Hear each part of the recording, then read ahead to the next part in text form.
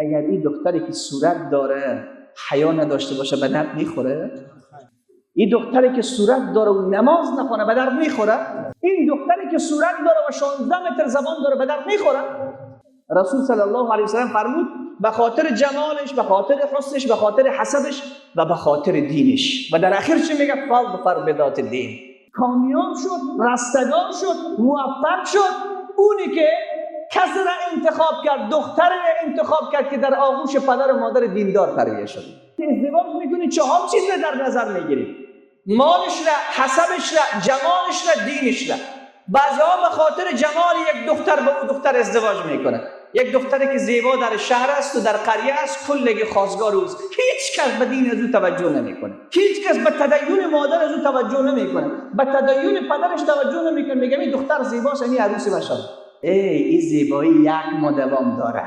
بعد از 1 ماه این زیبایی دیگه به فرزند تو عادت میشه. عجیب از لذت نمیبره. عشقهای کسبه رنگی بود بخونو طرفشه.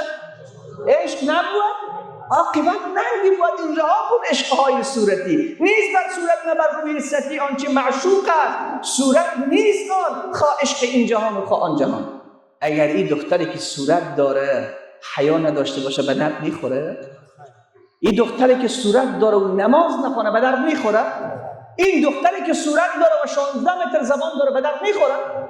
رسول صلی الله علیه و سلم فرمود به خاطر جمالش، به خاطر حسنش، به خاطر حسبش و به خاطر دینش. و در آخر چی میگه؟ فاظفر بذات الدین. فاظفر بذات الدین. کامیاب شد، رستگار شد، موفق شد اونی که کسی را انتخاب کرد، دختر را انتخاب کرد که در آغوش پدر و مادر دیندار تربیت شد. در آغوش پدر و مادر دیندار تربیت شد. خب وقت مادر دیندار که این زمین کشت تو است برای فرزند خودت انتخاب کردی، نتیجه چی میشه؟ بعد اینجا گوش کن. این پسر در ایران هنوز این پسر خردسال است، در حالی که سواد ندارد، خواندن خوب بلد نیست. در 28 روز کل قرآن حفظ کرده. در چند روز؟ 28 روز همه قرآن را در 28 روز حفظ کرده این پسر. رفتن پیش مادرش، در محیط اهل سنت زندگی میکرده. پیش مادرش رفتن، از مادرش پرسان کردن که چی کار کردی با این پسر که خدا این نعمت رو به این عطا کرده و این لطف بزرگ خود را به این پسر خود تو کرده. مادرش چی جواب گفت؟ مادرش گفت وقتی که من آمدم خانه شوهر حس کردم که حامله شدیم. حس کردم که حامله شدیم. گفت هر وقتی که شوهرم می آمد خانه چیزی به همراه خود می آمد از غذا و میوه و گوشت، دستش می گرفتم می گفتم تو را به رب کعبه قسم که این چیزی را که آوردی از کجا آوردی؟ از کدام کار کسب خود آوردی؟ آیا در این حرام مخلوط هست یا نیست؟ میگه فرزند شوهرم برای من سوگند میخورد که ما تلاش کردیم و عرق ریزی خودت هیچ شبهه‌ای در این مال نیست، ما حلال اینو آوردیم. میگه بعد از اینکه من مطمئن میشدم بازو را میگرفتم استفاده میکردم میخوام. این مادرای همین روز میگم اونهایی که تربیه درست شدن، اونهایی که دختر خوب تربیه کردن این گونه حاصل میدهند. گفت بعدش وقتی که من حامله شدم تلاش کردم، زحمت کردم که به هیچ گناهی نزدیک نشوم. گفت غیبت نمی‌کردم، سخنچینی نمی‌کردم، تلاش می‌کردم به هر شیوه شوهر خود را راضی نگه بدارم که نافرمانی شوهر نشود. گفت هر وقتی که نیاز میشد به شیر دادن طفل وضوی کامل میگرفتم با بسم الله الرحمن الرحیم طفل خود بشیر. گفت بعد از این که این طفل بزرگ شد، تولد شد، همین تلاش من بود که لقمه حلال بخورد و همیشه دعا میکردم پروردگارا این را برای دین تو بزرگ میکنم. همین بود که وقت رفت به خواندن قرآن در 28 روز الله رب العزت و الجلال این نعمت را به پسر من داد که قرآن کلش حفظ کرده است. صالح محمد پردل خودش میگه من از نزدیک رفتم اینو دیدم، من صحبت شدم. عزیز دل من، اگر مادر انتخاب شد که دین داشت، مادر انتخاب شد که تدین داشت، مادر انتخاب شد که از الله میترسید، مادر انتخاب شد که خط مشی فاطمه را تعقیب میکند، خط مشی عایشه را تعقیب میکند. این دنیا میگذرد، با همه رنگ و زرق و برق خود میگذرد، با همه خوشیش میگذرد، با قصبش میگذرد، با باغهایش میگذرد، مثل لس آنجلس که افسانه دنیا هم شود میگذرد. اگر سخت‌ترین روزها را مثل مردم غزه و فلسطین هم داشته باشی، یک روز میگذرد.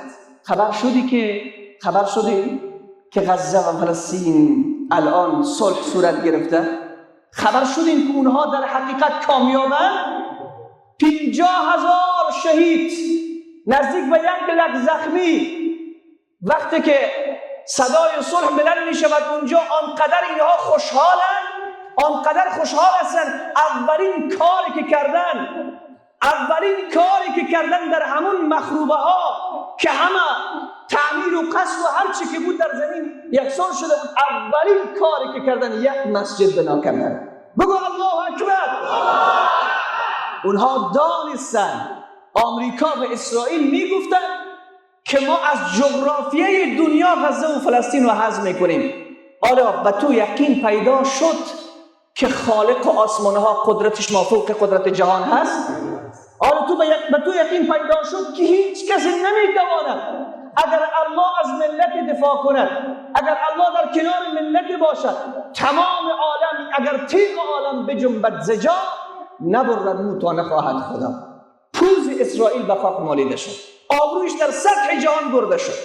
پس عزیز دل من، اون فرزندان مادران خوبی داشتن، پدران خوبی داشتن. در همین مسیر اگر شما دیده باشه، یه دختر خردسالی که چند روز در صفحه ها این عکس دست به دست میشد، ویدیوش دست به دست میشد، دختره که شهید کرده بودن، مغز سرش بیرون شده بود و دست خودت به سمت آسمان و پسر دخترش در بغلش گرفته بود، میگه پروردگار از من قبول کن، پروردگار از من قبول کن. این تربیه هست، این یقین هست، این ایمان کامل هست.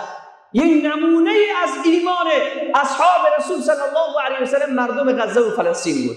ما مادران رو دیدیم که فرزندشون شهید شده، دخترشون شهید شده، چه میگن؟ الحمدلله، الحمدلله.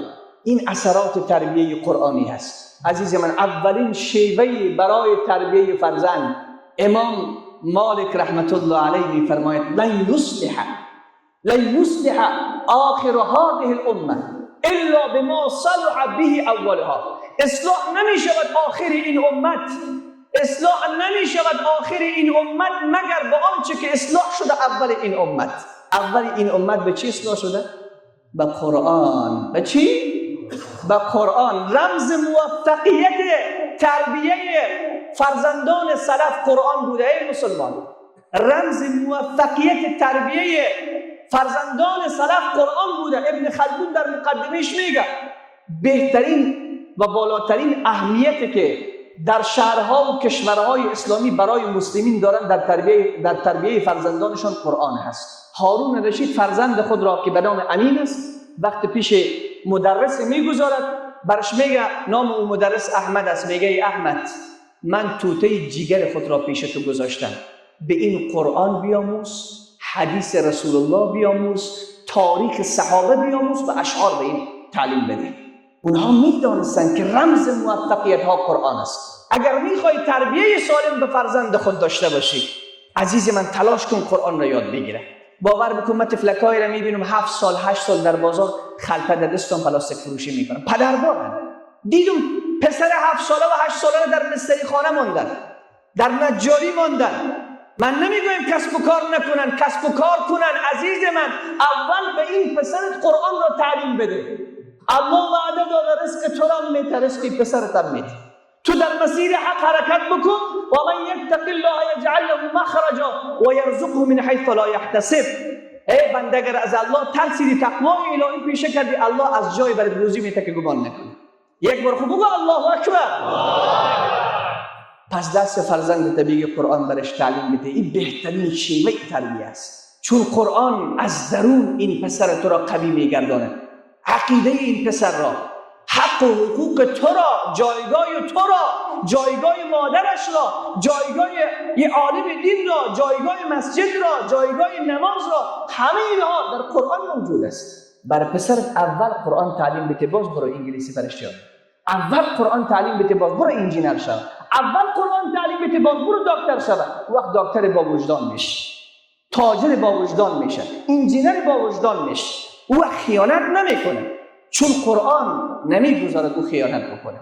پس اولین شیوه برای تربیه فرزندان چگونه فرزند تربیه بکنیم؟ اولی که نطفه حلال باشه، لقمه حلال باشد، بعد برش قرآن تعلیم بدی. حس مسئولیت پذیری ما باید داشته باشیم. پدر این را بداند که روز قیامت اگرچه نماز خوانده، روزه گرفته، زکات داده، حج کرده، صدقه داده، ریش گذاشته، سنت نبی را به جا کرده، ولی اگر فرزند صالح تربیه نکرده باشد، روز قیامت زولانه میشه، با همین فرزند به طرف جهنم برده میشه. چون یا ایها الذین آمنوا قوا انفسکم و اهلیکم نارا. امر خدا است. اولین شیوه تعلیم قرآن.